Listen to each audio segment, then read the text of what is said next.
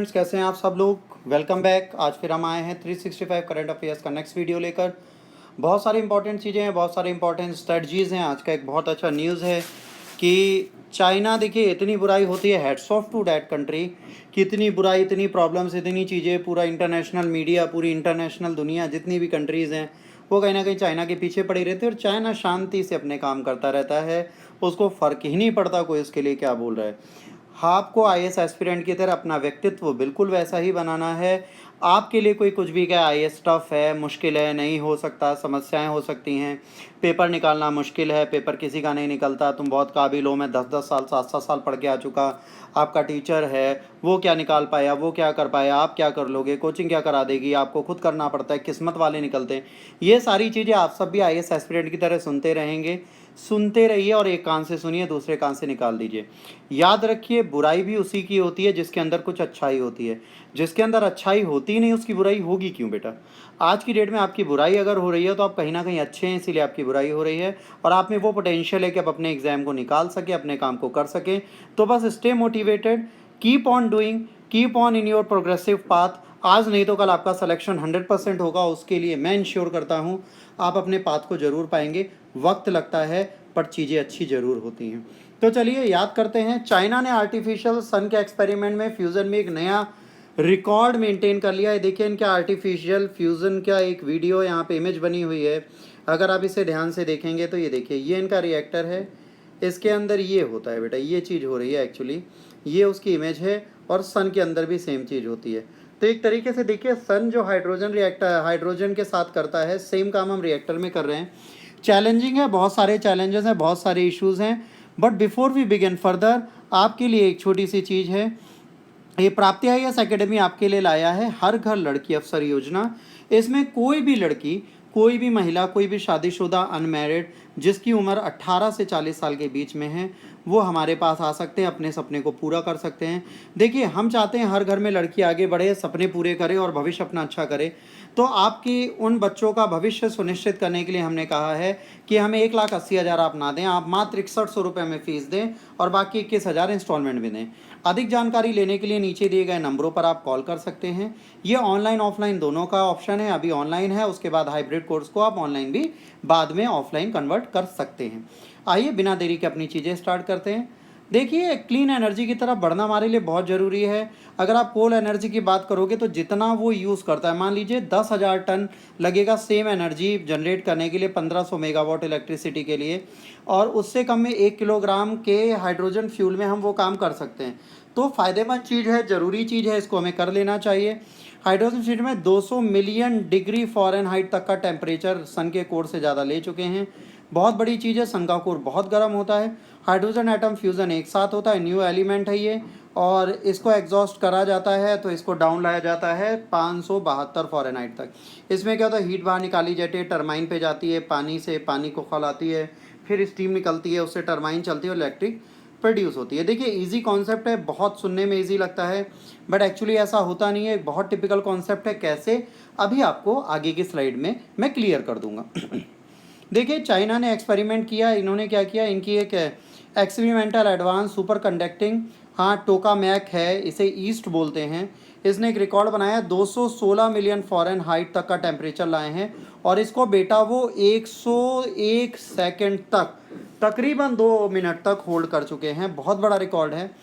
इससे पहले artificial sun में 288 मिलियन फ़ारेनहाइट के लिए वर्क कर रहे हैं। ठीक है, कि आर्टिफिशियल सन जो है 288, आप समझ लीजिए बहुत बड़ी चीज़ होती है, फ़ारेनहाइट तक के लिए करे और ये 20 सेकंड तक ये होल्ड करके दिखा चुके हैं। जाहिर सी बात है, प्लाज्मा फिजिक्स साइंस एकेडमी एएसपाई हैफाई है, उसने ये डिज़ाइन किया है फ्यूज़न प्रोजेक्ट, और बहुत इंपॉर्टेंट है। नेचुरल सन के बराबर और स्टार के बराबर फ्यूज़न करने की कोशिश है। एक्सपेरिमेंट कैरी किया जा रहा है क्लीन एनर्जी के लिए, ताकि इससे एनवायरनमेंट को कोई हानि ना हो। जैसे आपको सनराइज़ मिलती है, सनलाइट मिलती है, तो उससे आपको एनवायरनमेंट में कोई प्रॉब्लम नहीं होती, कोई ग्रीन हाउस गैस इम्पैक्ट नहीं आता। तो ये फ़ायदा है। तो हमें कोशिश करनी है इस चीज़ को हम 100 सेकंड से और ऊपर ले जा पाएँ। तो चीज़ें करी जा रही है। ऐसे डिज़ाइन किया जाता है हाइड्रोजन प्लाज्मा को, इसमें जितनी देर तक हो सके उतनी देर तक रिएक्शन करके रोका जाए। आर्टिफिशियल सन का ऐसा एक्सपेरिमेंट जो है, एक international thermonuclear experimental reactor ITER facility के थ्रू है। ये ग्लोबल साइंस प्रोजेक्ट है जिसमें कई लार्जेस्ट वर्ल्ड की न्यूक्लियर फ्यूजन रिएक्टर की कंपनी इंडिया वर्ल्ड की कई कंट्रीज़ हैं सॉरी जो इसमें जुड़ी हुई हैं, जिसमें जुड़ने वाली 35 कंट्रीज़ में China, India, Japan, south Korea, Russia, US ये भी इस प्रोजेक्ट पे ज्वाइंटली वर्क कर रहे हैं। इससे पहले न्यूक्लियर फ्यूज़न में प्लाज्मा टेम्परेचर 100 मिलियन सेंटीग्रेड तक गया था। ये एक बहुत की चैलेंज है कि इतने तक कैसे ले जाएंगे, कैसे उससे ऊपर जाएगा। 2020 में कोरिया के K-स्टार रिएक्टर ने एक रिकॉर्ड बनाया था। इन्होंने 20 सेकंड तक 100 मिलियन का टेम्परेचर रोका था। अब ये कहा जाता है कि भाई जो सन का टेम्परेचर है, सन का टेम्परेचर 15 मिलियन है कोर का, तो 15 मिलियन सेंटीग्रेड से भी ऊपर अगर हम टेम्परेचर बना रहे हैं, मतलब 7 गुना ज़्यादा 120 के आसपास का टेम्परेचर अगर हम पा रहे हैं मिलियन में, तो बहुत बड़ी चीज़ है। हम सन से ज़्यादा एनर्जी अपने यहाँ प्रोड्यूस कर पा रहे हैं, तो ये एक पॉजिटिव साइन है। हमें आर्टिफिशियल सन क्यों चाहिए? पहला क्वेश्चन आता है बेटा, इतना रिस्क क्यों उठाना? देखिए ह्यूमन साइंस में एक बहुत बड़ी बात है, ह्यूमन रिस्क उठाने को तैयार है। 120 मिलियन डिग्री सेंटीग्रेड टेम्परेचर का मतलब आप समझते हैं बेटा, सन से भी ज़्यादा गर्म। अगर गलती से कोई गलती हो जाए तो क्या क्या होगा वो कोई सोच भी नहीं सकता। ऑल्दो उसकी क्वांटिटी या क्वांटिटी इतनी कम होती है कि पूरे वर्ल्ड में कोई नुकसान नहीं होगा, बट जिस पर्टिकुलर प्लेस पे वो होता है वहाँ पे दिक्कत आएगी।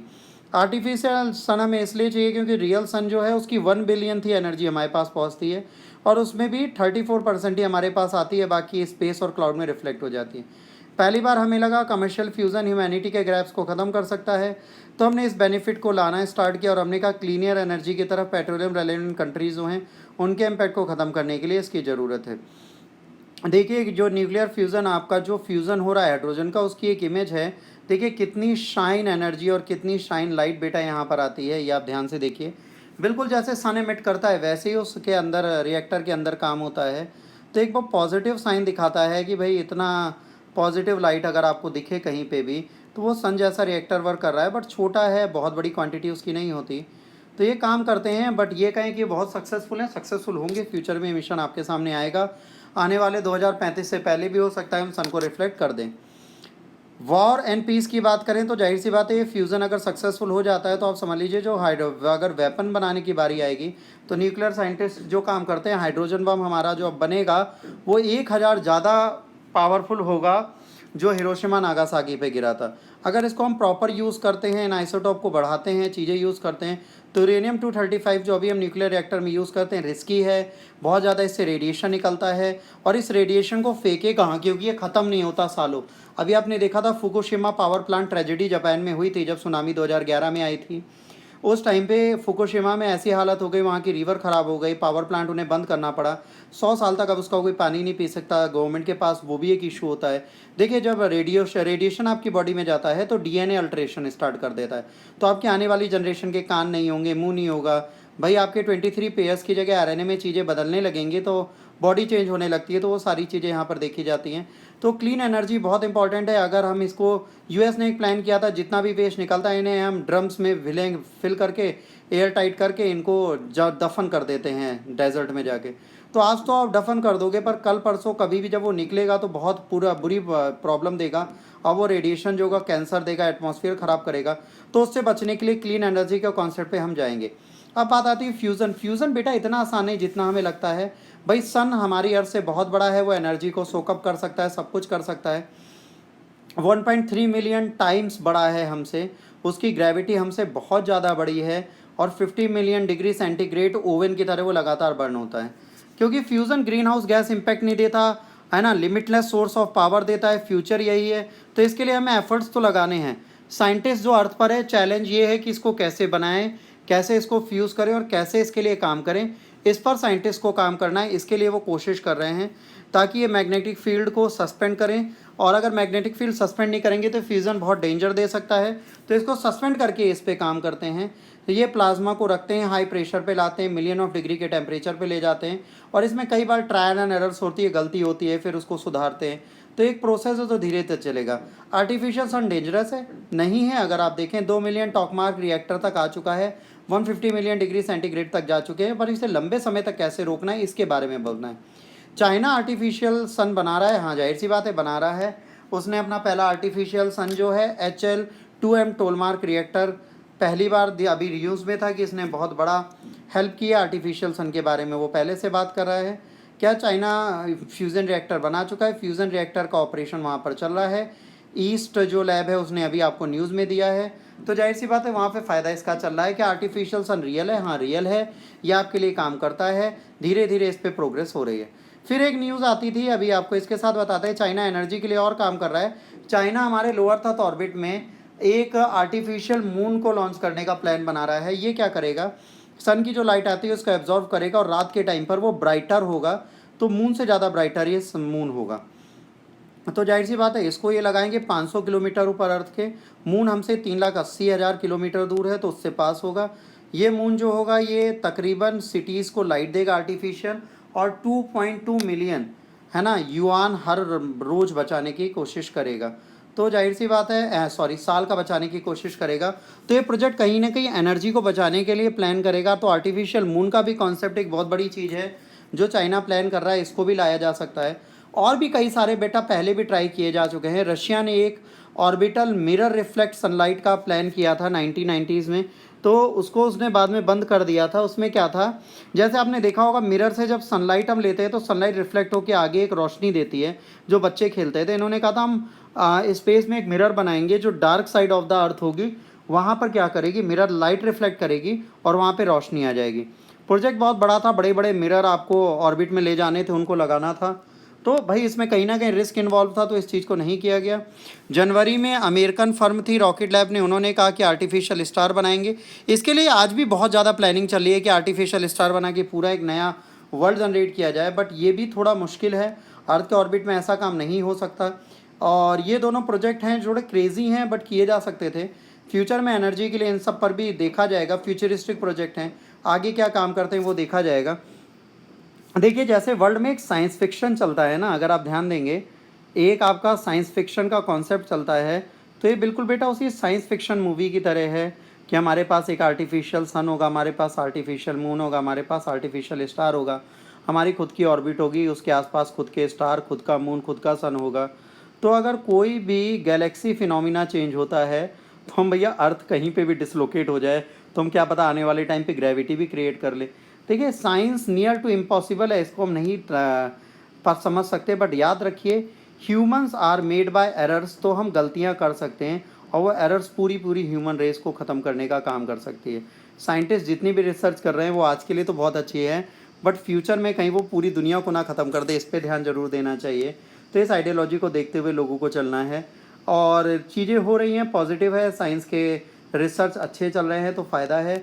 और hats off to China, because यार तुम कैसी भी कंट्री हो but genuinely science and research and technology के मामले में सबके बाप हो। अगर कोई कहता है कि आपने कोविड का वायरस लैब में बनाया है तो उसके लिए भी हेड्स ऑफ है। ऐसा वायरस बनाया है कि साला रोज ही अल्ट्रेशन अपना बदलता रहता है, वैक्सीन काम नहीं करती, नए नए वायरस आ रहे हैं। अभी यूएस से एक नई चीज़ आई है कि कोविड-19 की जगह अब कोविड-26 या 32 आएगा जो इससे ज़्यादा खतरनाक होगा। उन्होंने कहा जब तक इसका सोर्स नहीं पता चलेगा हम इसको नहीं बचा सकते। तो चाइना के साइंटिस्ट ने जो आर्टिफिशियल मून के लिए सक्सेसफुल रिएक्टर में होल्ड की एनर्जी, वो भी 102 सेकंड के लिए बहुत बड़ी चीज़ है। तो बेटा आज के लिए इतना ही है। अगर आपको ये लेक्चर अच्छा लगा तो प्लीज़ इसे लाइक, शेयर और सब्सक्राइब करिए। अगर आपको बुरा लगा तो डिसलाइक करिए, पर डिसलाइक क्यों करते हैं इसको ज़रूर बताइए। आप शब्दों का प्रयोग ना करिए कहीं पे, वो कहीं ना कहीं आपकी छवि को ही आपको दिखाता है। कोविड फैला हुआ है, घर पर रहें, सुरक्षित रहें, ज़्यादा तीस मार खान बनने की ज़रूरत नहीं है। समाज में ज़िंदा रहना ज़रूरी है, ना कि बादशाहत दिखाना।